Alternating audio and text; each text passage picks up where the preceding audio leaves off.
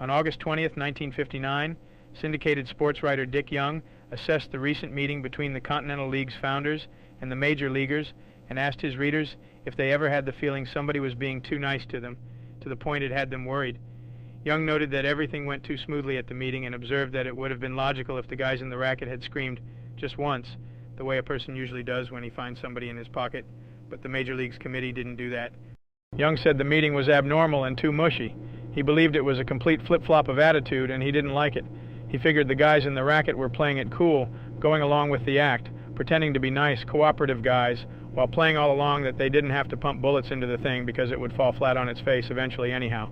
Meanwhile, Young noted, by playing the good guy, by feigning full cooperation, the guys in the racket made themselves look like lace-collared angels to Congress and to the American public, and as a result, no one could blow the whistle on them. Young continued noting that about the only time during the meeting that the guys, well-heeled in the racket, held up a hand and said, "Just a second," was when the Continental Leaguers mentioned they'd like to organize at 10 teams. That's when the guys in the racket said, "8 is enough for one league. It's enough for us and should be enough for you." Young noted that the guys muscling in were willing to concede the point and that they were not ready for 10 anyway.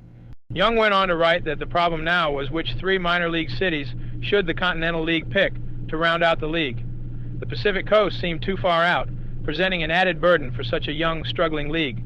In Young's opinion, this would disqualify Seattle and San Diego.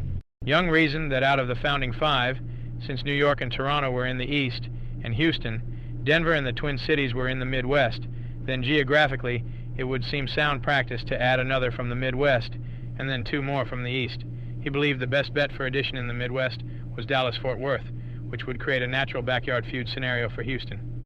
For the East, Young believed Montreal and Buffalo seemed to have something going for them, although he noted that there was a dark horse entry from Rhode Island, and that the prospective team would be stationed near Providence and be expected to represent all of New England.